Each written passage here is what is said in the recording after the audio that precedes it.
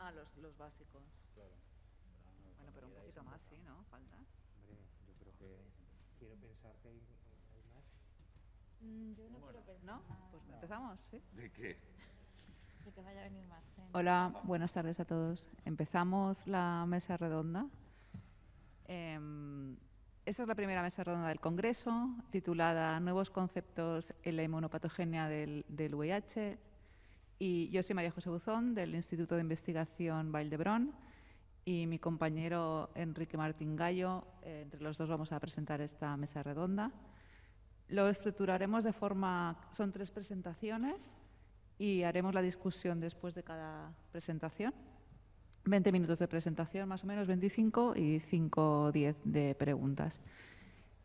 Solo informaros que en la aplicación de GESIDA, ahí podéis hacer preguntas a aquellos que no os atreváis a hacerlo oral, ¿vale? Para fomentar un poco la discusión. Y los más lanzados, pues os levantáis y hacéis las preguntas. Y empezamos.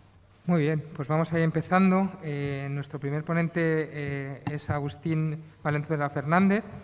Lleva un grupo de inmunología celular y viral dentro del Departamento de Medicina Física y Farmacología en la Universidad de La UNA, en Tenerife, y hoy nos va a hablar sobre el estudio de las características funcionales del complejo de envuelta de VIH y su contribución a la infectividad y la patogenia viral. Cuando quieras. Pues muchísimas gracias. En primer lugar, quiero agradecer al comité organizador, comité científico, por habernos invitado. Para mí es un placer compartir mesa con Eva Poveda y con Paco Borrego y con las directoras, presidentas y presidente de la mesa. Y gracias a los que han asistido aquí. Espero que les sea interesante. En primer lugar, decir que yo represento un equipo de trabajo de varios equipos de investigación que nos hemos unido a través de la acción de la RIS y, por lo tanto, lo que voy a presentar, bueno, voy un poco de portavoz del trabajo que hemos realizado. En primer lugar, quiero agradecer a todo el equipo de IRSICASIA, al doctor Julià Blanco, como estamos viendo aquí, además a Silvia Marcil, a Raquel Ortiz, a Carla Rubirosa, también al Centro Nacional de Microbiología, al grupo de Cecilio López Galíndez, con Concha Casado, con María Pernas, también con Isabel Olivares, lógicamente. Hemos también colaborado a nivel internacional con el equipo de la Universidad de Montpellier, ¿no? del CNRS, con Martín Viag y con Lucille Esper, en señalización de envolturas, en autofagia y en muerte bystander. También con Jean-Christophe Payard, en interacción de genoma con proteínas. Y, bueno, pues con mi equipo de investigación, Universidad de La UNA, pues quiero agradecer tanto a doctoras que acaban de dejar el grupo y que se han involucrado en este trabajo y, bueno, pues a todo mi equipo, lógicamente. Muchas gracias. No puedo olvidar el agradecimiento a Biobanco, a María Ángeles Muñoz, a todos los hospitales pues, que permiten el seguimiento de pacientes y que tengamos esas muestras tan preciadas que nos ha permitido coger el material con el cual vamos a enseñar algunos de los datos y, lógicamente, a las instituciones pues, que de alguna manera u otra nos permiten mantener ya sea contratos o subvenciones para investigar. O sea que sin ese tipo de estructuras no podríamos desarrollar este trabajo. El contexto en el que nosotros trabajamos, principalmente, dentro de la RIS, dentro de la inmunopatogenia, lo que nos habíamos preguntado, bueno, aquí no se ve bien ahora, no sé por qué, lo que nos habíamos preguntado siempre es si las envolturas de los virus de los pacientes, en su capacidad infectiva de señalización, podían condicionar de alguna manera, desde ya la primoinfección, el establecimiento del reservorio y la carga viral en el set point, lógicamente, favorecer o no la respuesta inmunitaria y condicionar esa progresión de la infección viral en vivo, ¿no? Porque siempre tenemos clarísimamente, bueno, en esta espero que se vea mejor, tenemos clarísimamente, bueno, pues que desde la carga viral en el set point, virus que tengan, pues bueno, un buen fitness, que vayan replicando bien y donde la respuesta inmunitaria, tanto CTL como, pues bueno, al final no acaba, digamos, de controlar la respuesta viral, pues bueno, el virus va a progresar, lógicamente, en el organismo, ¿no? Sin embargo, bueno, pues siempre se acepta que aquellos virus que les cuesta, digamos, un poco asentar el reservorio, de generar diversidad desde la primoinfección y que tienen una carga viral más baja en el set point, bueno, pues van a tener un perfil un poco más controlador lógicamente, donde hay parámetros, siempre los parámetros están relacionados ya sea con antígenos leucocitarios humanos específicos de control, respuesta NK anticuerpo dependiente. También tenemos, bueno, pues, tanto heterocigoto, lógicamente, en el caso de progresores, y en el caso de los homocigotos, pues sería un controlador puro. El controller, lógicamente, bueno, pues, siempre nos hemos planteado desde el primer momento si estas envolturas en la señalización, en el establecimiento de la prima infección de este reservorio anatómico y celular, juega un papel importante en condicionar esa progresión a largo plazo, ¿no? Por lo tanto, la hipótesis de trabajo, como os acabo de presentar, la queremos orientar sobre todo a fenotipos extremos, principalmente controladores de élite, y lo que planteamos es que, bueno, pues efectivamente, los genes virales tienen algo que ver también, y en particular el gen de envoltura. Bueno, los hechos que acabamos de decir, el gen de envoltura, el complejo de envoltura es clave en el reconocimiento de las células diana que va a infectar, en mediar una señalización de permisividad para poder infectar y, lógicamente, hay datos que regulan, bueno, pues que es clave un virus que infecta bien y que es diverso, replica bien, lógicamente, puede generar un reservorio de larga duración y mantener en el tiempo una producción viral constante y la expansión, de manera que esos son pacientes que son progresores, ¿no?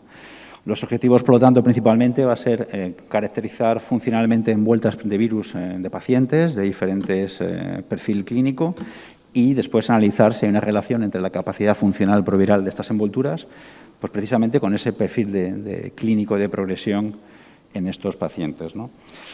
En primer lugar, vamos a enseñar una parte del estudio con envolturas de no progresores a largo plazo, de lead controllers versus a pacientes progresores, ¿no?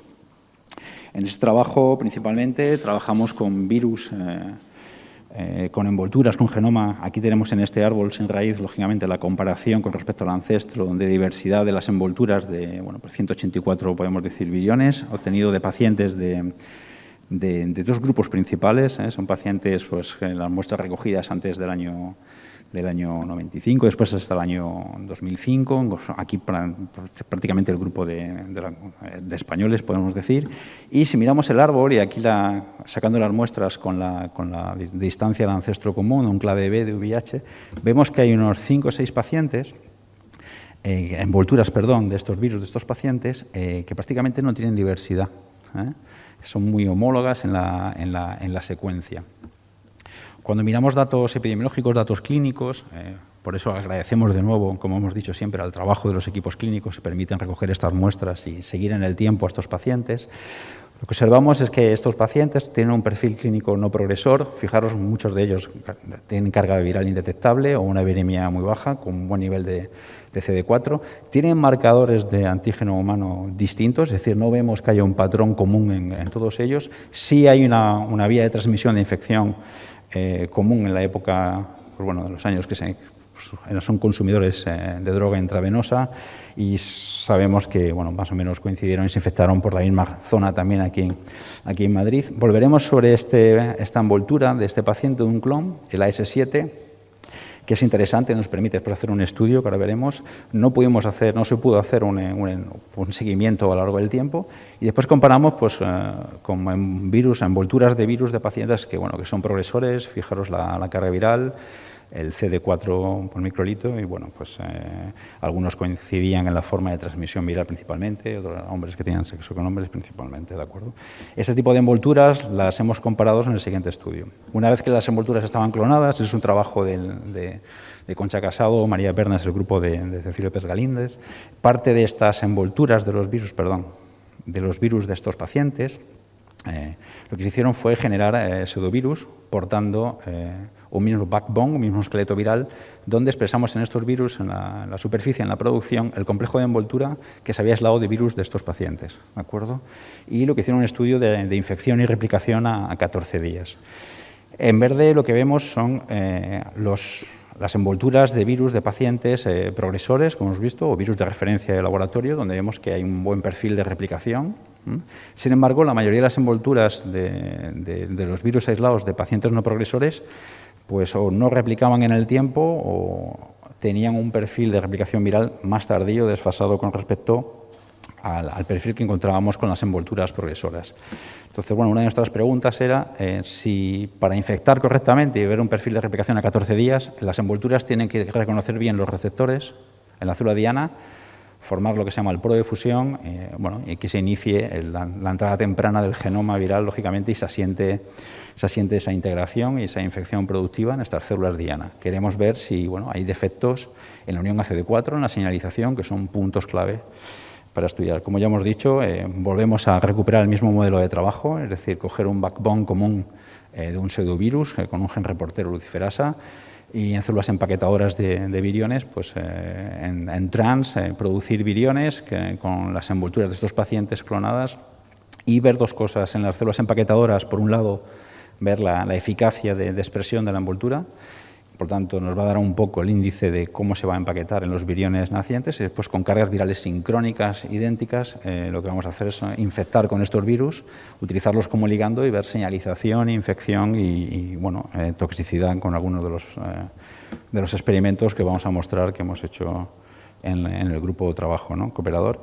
En primer lugar, las células productoras empaquetadoras de virus, por citometría de flujo, con anticuerpos que reconocen el complejo de envoltura, no vemos de forma significativa diferencias en envolturas de virus de pacientes con un perfil clínico no progresor con respecto a los progresores o con virus de laboratorio. No vemos que haya una diferencia a ese nivel, ¿no? Por lo tanto, parece ser que se producen con más o menos eficacia y se pueden empaquetar perfectamente en estos viriones. A continuación, hicimos un ensayo de transferencia de material genómico en estas células que están produciendo viriones, empaquetadoras de virus, con células TCD4 de donantes sanos, que lo utilizamos aquí como célula diana. Aquí podemos analizar dos cosas, el fenómeno de interacción y de fusión, que es envuelta dependiente y unión CD4 dependiente principalmente. Lógicamente el correceptor va a determinar también el tropismo, pero CD4 es importante en la señalización. Y la transferencia de material viral, mirando con P24 en citometría de flujo, que ha sido transferido de las células empaquetadoras a las células, digamos, diana, ¿no? Eso es un fenómeno que es exclusivamente dependiente de CD4, ya fue demostrado por el equipo de Julia Blanco en otros trabajos, es un modelo bastante elegante para ver la afinidad de las envolturas a CD4. ¿Qué encontramos? Que las envolturas de virus de pacientes con perfil no controlador, en particular controlador de élite, en general tienen una capacidad menor, son menos eficaces en la capacidad fusogénica, ¿de acuerdo?, y en la transferencia de material con respecto a las envolturas de progresores y a los virus de referencia. Por lo tanto, ahí vemos, ya nos da pistas de que esas envolturas tienen un defecto en la unión ACD4. Para confirmar este defecto, también en el grupo de trabajo, previamente hemos hecho estudios de los mecanismos de infección y cómo las envolturas de los viriones, al unirse a los receptores principales de infección, condicionan el estado de permisibilidad de la célula, modificando la dinámica de membrana y el citoesqueleto, tanto de tubulina como de actina. A nivel de citoesqueleto de tubulina, lo que hace es que estabiliza los protofilamentos, los microtúbulos, y se produce una modificación posttraduccional, que es una acetilación en la lisina, en el residuo de lisina 40 de la subunidad alfa-tubulina, que permite que se ancle a la membrana, y eso favorece la actividad de formación del poro de fusión del complejo de envoltura, y en particular de la subunidad GP41. Por otro lado, sabemos, habíamos publicado que en este contacto CD4 dependiente, este contacto, cuando marco aquí no se nota ahí, perdón.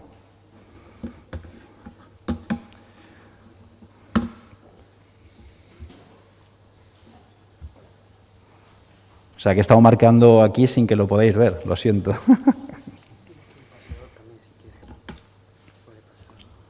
¿Puedo marcar aquí? ¿No? Marcar sí. Marcar si apunta. No quiero. A ver, ¿con qué marco? ¿Con el del centro? Con este. Con este. Y paso con este hacia arriba, hacia atrás. Sí. Vale.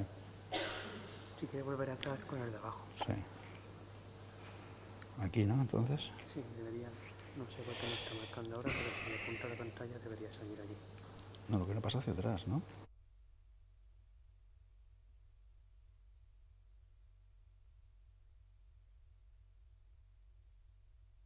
¿Ahora marco? Vale, perdón, ¿eh? Entonces, bueno, el complejo de envoltura, cuando se une a CD4, transmite una señal que permite la modificación, primero, de la formación de un cortes de actina con formación de pseudópodo, donde a través con moléculas de adaptación al citocromato de actina se produce un clúster, una especie de estructura ávida, donde se reclutan los correceptores junto al principal receptor CD4 y favorece los eventos de interacción entre el complejo de envoltura y estos receptores, forman una especie de zona caliente donde se va a formar el poro de fusión y va a entrar el material genómico. ¿De acuerdo? Esta actina, además, en una célula que no está infectada, cuando entra en contacto con el virus, se va a remodelar para formar este córtex de actina donde van estos receptores. Para permitir la acción, debe estar procesada de forma, por enzimas gelsonina dependientes, que habíamos visto, y en el caso de que el proceso de capping y organización de actina no sea correcto, no se va a reordenar correctamente los receptores y la célula diana, pues el virus no va a ser infectivo. Lo que hicimos fue, de nuevo, producir estos viriones, empaquetando con las envolturas de los diferentes virus primarios, y los pusimos en contacto con estas células target infectivas y, de forma temprana, durante 1 hora y media, en la entrada temprana de la infección, miramos en la célula 2 cosas principalmente. La estabilización de esa modificación posttraduccional en tubulina, que lo miramos con la acetilación de la subunidad alfa, en la lisina 40, de forma específica. Esto lo vemos también por microscopía confocal, como ahora veremos, la reorganización del córtex y la formación del pseudopodo de entrada viral, que es eficaz, ¿no? Los puntos calientes de entrada. Las envolturas de referencia, como VAL, estabilizan perfectamente durante la entrada viral el citoesqueleto de microtúbulos. Esto lo necesita para formar un poro de fusión y la entrada eficaz. Sin embargo, vemos que las envolturas de virus de pacientes no progresores tienen una señalización muy deficiente. Alguna de ellas levanta un poco más la cabeza, podemos decir, pero no llega nunca al nivel de las envolturas de pacientes progresores o de referencia, donde vemos muy bien que inducen la formación de protofilamentos de microtúbulos y los estabilizan como señal de estabilización con la acetilación de tubulina. Esto en estudios de microscopía confocal, son las mismas células, ¿no? Parte de ellas las lisamos para hacer bioquímicas, como hemos visto, y otra vemos qué ocurre durante el proceso de entrada viral. En una célula no infectada, en un linfocito T, vemos prácticamente todos núcleo. En verde vamos a ver la modificación de los microtúbulos y en rojo los filamentos de actina, con F-actina con sondas. Cuando incubamos el virus durante el tiempo de entrada viral, aquellas envolturas que son eficaces en la infección y la señalización por CD4 en la transferencia de material viral, como vimos anteriormente, son capaces de reordenar tanto el citoesqueleto de actina como de tubulina en un poro de la célula donde el virus va a entrar con una eficacia bastante importante. Casi el 45% de las células se han estimulado en el cultivo celular. Las envolturas de pacientes progresores, como esta de aquí o esta de referencia también, pues tienen niveles sobre el 26 al 30 y tantos %. Nosotros ya habíamos publicado hace tiempo que el umbral de eficacia es un 25% de la población celular. Por debajo del 25% la infección de la población viral es muy escasa. Y es lo que encontramos con las envolturas de virus de pacientes no progresores, que encontramos que solamente un 14% de las células del cultivo se estimulan por estas envolturas. La mayoría de las células no reciben señalización de infección y, por lo tanto, no se acaban infectando correctamente. Parte de estas células vemos cómo el virus entra y por un gen reportero luciferasa vamos a cuantificar el proceso de entrada viral de la infección. Y de nuevo vemos que en líneas generales las envolturas de pacientes con un perfil no progresor son ineficaces en la unión a CD4, en la señalización para formar el poro de fusión y, por lo tanto, la entrada viral. Hay una correlación. Algunas de ellas son un poco más eficaces, pero en promedio el grupo de las envolturas de virus de pacientes no progresores tiene menor capacidad infectiva que las envolturas de pacientes con perfil progresor. Curiosamente, dentro del clúster, como os comenté antes, fijaros, todos tienen pues, una homología de secuencia. Hay un clon de envoltura del paciente AS7 que no pudo tener seguimiento clínico en el tiempo, pero que en el laboratorio sí que vimos que tenía capacidad infectiva y no sabíamos por qué. Cuando comparamos la secuencia de aminoácidos, las proteínas de envoltura, vemos que esta secuencia diverge del resto del clúster, teniendo de referencia la 1.12, ¿de acuerdo?, dentro del grupo, que son las que vamos a comparar. 3 aminoácidos principales que estaban cambiados. En la posición 140 tiene una isoleucina en lugar de una treonina, en la posición 279 una valina en lugar de una analina y en la posición 400 una isoleucina por una treonina. Son regiones variable V1 y V2, en la región C2 y en la región V4. ¿De acuerdo? Lo que se hizo en el grupo de trabajo fue revertir el fenotipo con mutaciones puntuales y cambiar esas isoleucinas al perfil de la envoltura, digamos, representante del clúster, que vemos que aquí es en morado. Podemos saber, pues son envolturas que no son eficaces, donde no tenemos infección, comparada, por ejemplo, con una envoltura de referencia, con VAL, ¿de acuerdo? O con la AS7, que vemos aquí, vemos que tiene infectividad. A la AS7 le revertimos de forma puntual cada aminoácido.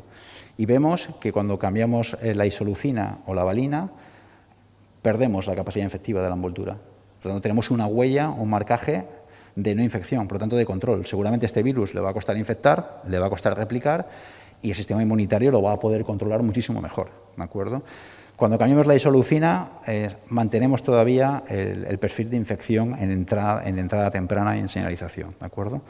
Por lo tanto, acabamos de ver por primera vez una relación directa entre virus de pacientes digamos que no progresores a largo plazo, en este caso lead controllers, una eficiencia funcional en la capacidad infectiva. Después hablaremos en una discusión si queréis ver por qué ha habido infección. Fijaros que la mayoría de ellos eran pacientes que se habían infectado por consumo intravenoso de drogas, por lo tanto seguramente ha pasado la barrera en la mucosa. Este virus seguramente por otra vía hubiera sido más difícil haber visto o haber encontrado ese reservorio viral que nos permite. La segunda parte del trabajo fue estudiar envolturas de pacientes que muestran un perfil virémico, ya sea virémicos no progresores como rápidos progresores. Exactamente igual, es intentar obtener, aislar virus de pacientes con estos perfiles clínicos, sacar envolturas, mirar los datos. Fijaros, son pacientes, en el caso de virémicos no progresores, con carga viral importante, pero mantienen muy bien los niveles de CD4, es una de las características que define a los virémicos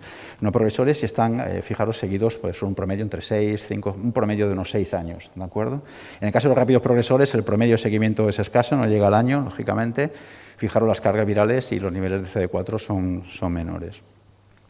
Cuando analizamos la capacidad fusogénica por el mismo modelo de trabajo que hemos hecho anteriormente, no vemos diferencia en la promedio. Por cada envoltura de los virus que hemos sacado de estos pacientes, no vemos una diferencia estadísticamente significativa en la capacidad fusogénica de esas envolturas. Así que si son virus, pacientes que muestran un perfil virémico de carga, sus envolturas tienen buena actividad fusogénica y no hay diferencia entre rápidos progresores con virémicos no progresores. Cuando estudiamos la diversidad, bueno, como hemos visto, los virémicos no progresores hemos estudiado durante más tiempo, es normal que veamos que un perfil mayores número de cambios en la secuencia de las envolturas con respecto a los rápidos progresores que nos han seguido más allá de un año, ¿no? Cuando cogemos todo el grupo, en vez de envoltura de forma individual, lo representamos aquí todo el grupo, pues bueno, vemos que no hay una diferencia significativa en la capacidad fusogénica. Bueno, pues hacemos lo mismo en los experimentos CD4 dependiente con la unión de envoltura, en los de transfer de material viral. Vemos que hay envolturas que a lo mejor no son eficaces en los dos grupos, pero la mayoría tienen una eficacia similar comparados en el transfer. Cuando hacemos el análisis grupal, pues por ahí no vemos las diferencias de nuevo. En la capacidad infectiva exactamente igual. Y eso va a condicionar, lógicamente, si el virus tiene una buena capacidad de unirse a CD4 y de transferencia de material viral, pues también con una efectividad temprana sean más o menos similares. Pero ya os digo, hay algunas envolturas que presentan cierto defecto en la funcionalidad entre los dos grupos. Una cosa que quisimos ver es la capacidad de inducción de autofagia tardía por contacto célula-célula. Para eso cogimos células CD4 no infectadas en presencia de células que les hacemos expresar las diferentes envolturas y las ponemos en cocultivo durante 3 días. Lo que miramos es el número de formación de agresomas, que los miramos con el marcador LC3 de formación de agresoma, contamos los puntos en las células. Y este es el primer experimento en el que hemos visto nosotros en la literatura que envolturas primarias de perfil R5 trópico, que son todas ellas, inducen formación de autofagia tardía en células CD4 no infectadas, ¿de acuerdo? O sea que esto también es un hito dentro del estudio, dentro de la RIS, en la cooperación. Y bueno, vemos también que en el perfil global no hay diferencia, siempre hay algunas envolturas que no son tan eficaces, pero en general señalizan bien. Esa es una autofagia CD4 dependiente y al final nos lleva también a la muerte celular bystander en la autofagia tardía, ¿no? Por lo tanto, las conclusiones con parte del trabajo que os hemos mostrado, a las cuales podríamos llegar, podemos decir que en pacientes, en pacientes donde el perfil es progresor, las envolturas tienen buena afinidad por CD4, transmiten una señal de formación de poro de fusión eficaz, permiten transferencia de material viral en sinapsis virales de trabajo y una infección temprana eficaz, ordenando y permitiendo un estatus de permisividad a las células. Por lo tanto, el sistema inmunitario, digamos que aquí en estos pacientes va a tener que trabajar más para poder controlar esa carga viral a lo largo del tiempo, ¿no? Una respuesta inmunitaria aquí va a tener que ser clave. Sin embargo, en pacientes que controlan la carga viral en el tiempo y en particular los elite controllers, lo que hemos visto en el primer estudio del clúster, primero que las secuencias se comparten, hay un patrón compartido entre estos virus que, bueno, pues es un virus fundador transmisor que en todos esos pacientes se infectaron en la misma época y seguramente por el mismo virus fundador, de no funcionalidad proviral, no se unen bien a CD4, no transmiten bien el virus, no permiten un estado de permisividad celular para formar el poro de fusión y por lo tanto el virus no entra y va a costar que genere, pues es un reservorio replicativo, estable, duradero a largo tiempo que genere barrera viral. Eso va a ayudar seguramente a que la respuesta inmunitaria sea más eficaz y mantenga mejor esta carga viral en el tiempo, ¿no? en los reservorios y por lo tanto el perfil no progresor, el IL controller sí que como mínimo va a tener una relación con la no funcionalidad de esas envolturas. Esto es bueno, ¿no? Bueno, esto lo hemos publicado en trabajos científicos. Ya enseñé antes también la caracterización por parte del grupo de Cecilio, Concha y María, anteriormente también, de los ELITE en un +1. Y, bueno, perspectivas, importancia. Como se está comentando, casi todos los pacientes al final van a entrar, o todos los individuos infectados por VIH van a entrar en terapia antirretroviral. Por lo tanto, va a ser difícil poder mantener cohortes de pacientes no progresores a largo plazo, de controladores. Por lo tanto, lo que tengamos ahora en biobanco o en los laboratorios de los grupos clínicos de investigación básica, que interaccionan entre ellos, lógicamente, el material va a ser clave, porque la caracterización funcional de las envolturas de los virus nos permite identificar realmente la importancia que va a tener en la progresión viral, la inmunomodulación o no, de la respuesta inmunitaria en estos pacientes y, por lo tanto, nos va a ayudar también a discernir, a desarrollar estrategias de inmunomodulación contra el virus, el desarrollo de anticuerpos, por ejemplo, neutralizantes contra secuencias que son clave en la pérdida de función. Por lo tanto, a lo mejor en un virus progresor, si encontramos una secuencia que pueda ser neutralizada por un anticuerpo para darle un perfil no infectivo, pues puede ser importante, sin necesidad de que realmente compita directamente con la inacción de 4. Y, por último, el estudio de los mecanismos de esta funcionalidad de las envolturas también nos da en las células la idea de factores celulares que están implicados en este límite o en esta progresión viral. Esto nos permite no solo identificar nuevos targets, nuevas dianas, digamos, terapéuticas, ¿no?, sino entender muy bien cómo se va a establecer el reservorio. Es decir, podemos encontrar factores celulares distintos a los componentes de la respuesta inmunitaria, del HLA, que pueden ser claves en evitar que se establezca un reservorio viral, tanto anatómico como celular, de larga duración y, bueno, intentar luchar en desarrollar estrategias para el control de la carga viral en todos los pacientes y hacerlos más o menos no progresores a largo plazo, ¿no? Y, bueno, ha sido un placer haber impartido esta charla y disculpen al principio porque esperaba o entendía que lo que marcaba aquí se estaba viendo allí. Pues muchas gracias. Gracias.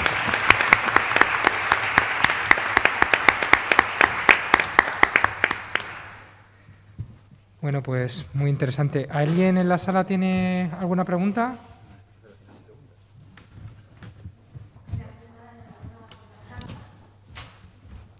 Gracias. Solamente preguntarte, ¿habéis identificado mutaciones en la envuelta que parece que están relacionadas con la baja capacidad fusogénica, ¿no? ¿Habéis intentado coger pseudovirus basados, estándar, por ejemplo, basados en en un subtipo B estándar y meter mutaciones puntuales para ver si esto realmente está asociado a esas mutaciones? Vale, esa es una buena pregunta. Nosotros lo que hemos hecho es, dentro del clúster, porque no solo están esas 3 mutaciones, de hecho las envolturas comparten la envoltura del paciente, bueno, el clon que se obtuvo del paciente AS7 tiene hasta 11 cambios más en la envoltura, pero que, bueno, hay más cambios en todo el genoma. Pero sí que hemos visto que hay un patrón en la proteína GP120 común entre las envolturas de los pacientes que controlan la infección y que habéis visto por el árbol, pues que tiene unas secuencias muy homólogas. El AS7 con el resto tiene 3 cambios. Hemos inducido cambios en esa envoltura para intentar convertirla en la envoltura tipo, ¿no?, del paciente 1-12, como la envoltura 12 del paciente 1. ¿De acuerdo? No hemos podido hacer eso en un virus normal porque habría que intentar repetir todo el perfil, no solo esas 3, pero sería interesante hacerlo, no lo hemos hecho, la verdad. Pero sería interesante. En principio, La estructura también es clave en la unión ACD4 en la transmisión de señal, ¿no? Lo que sí está claro es que esos 3 aminoácidos en esas posiciones son clave para que la envoltura no sea funcional en ese clúster. Vale, muchas gracias. Javier. Gracias. Yo tengo un par de preguntas. Una es relacionada al perfil y que quizá esos 3 factores están contaminando las observaciones de la envuelta. A mí me parece que intuitivamente es más feasible, es más adecuado trabajar con diferentes tipos de virus infecciosos en diferentes niveles de carga viral para poder hacer un assessment de la envuelta un poquito más claro. Esa es una pregunta. Y la otra, si no te importa, es en los ensayos funcionales de fusogenicidad, yo entiendo que ahí cuenta mucho también el tipo de célula donde hagáis esos ensayos, porque los dominios microlipídicos asociados a los receptores son clave. Entonces, no sé muy bien si los experimentos controlan o se han hecho en varios tipos celulares que confirmen y si el tropismo de los virus también está controlado. Sí. No enseñé todos los datos porque en 20 minutos no podíamos. Todos estos virus son R5 trópicos. En las líneas de laboratorio que hemos utilizado son CD4 y CCR5 positivas, tenemos CEN diferenciadas, hemos probado también ensayos en modelos GIL adaptado y las transferencias en las fusiones se hacen también con células primarias de CD4 de antenos sanos que expresan los correceptores. En los 3 perfiles vemos lo mismo, ¿de acuerdo? Es decir, una deficiencia en la unión a CD4 en la transmisión de material genómico que no es más que una deficiencia en la formación del poro de fusión y en la capacidad infectiva. Ahí el tropismo principal que hemos visto en todas estas envolturas, que a lo mejor no lo he dejado claro, lo he comentado un poco más, creo que en los virémicos no progresores, con la parte de la autofagia, son todos R5 trópicos, principalmente lo que vemos, ¿no? Que es una de las del tropismo que en principio predomina, ¿no? O tiene más ventaja en la primera infección en general, ¿no? Que es lo que está establecido. Con respecto a otros factores, sí, por supuesto, nosotros no estamos diciendo que la envoltura sea el único factor. Aquí en el grupo de Ezequiel y vosotros mismos, pues desde el perfil lipídico, la presencia de células TCD4 de memoria duraderas con una respuesta, las células NK con anticuerpos con inducción de muerte celular, lo que está claro es que una envoltura funcional que infecta bien y que asienta desde la transmisión, la fundación, un buen reservorio anatómico y celular replicativo va a generar virus diversos. Eso va a dificultar que haya una respuesta inmunitaria NK, por ejemplo, dependiente, ¿no? Si van a generar anticuerpos, tienes que ir adaptando esos anticuerpos de la respuesta NK específica a esas secuencias.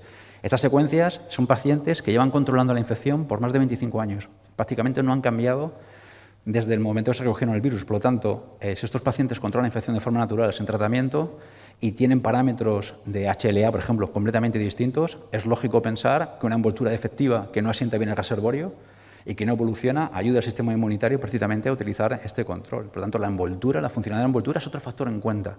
Y estudiar la funcionalidad nos permite buscar factores celulares, como enzimas que regulan la dinámica de microtúbulos o lactina, que en diferentes pacientes puede ayudar también que una envoltura funcional deje de serlo porque no transmite correctamente la señal en el sistema inmunitario de esa persona en particular. Yo creo que el escenario es complejo y tenemos que añadir factores virales y la envoltura hay que añadirla, lógicamente. No estamos diciendo que el sistema inmunitario no sea importante, sino que el balance entre los dos es lo que realmente va a determinar si hay una carga viral o no en el set point. En los controles de élite, lógicamente, no hay, no se detecta, pero algunos pierden control. Pueden perder control por causas metabólicas, por pérdida NK y la variabilidad viral también. Bueno, muchas gracias. Nos hemos quedado sin tiempo, tenemos que seguir, lo siento mucho. Luego volvemos a intentar recuperar tiempo. Gracias. Venga, hasta ahora. Gracias.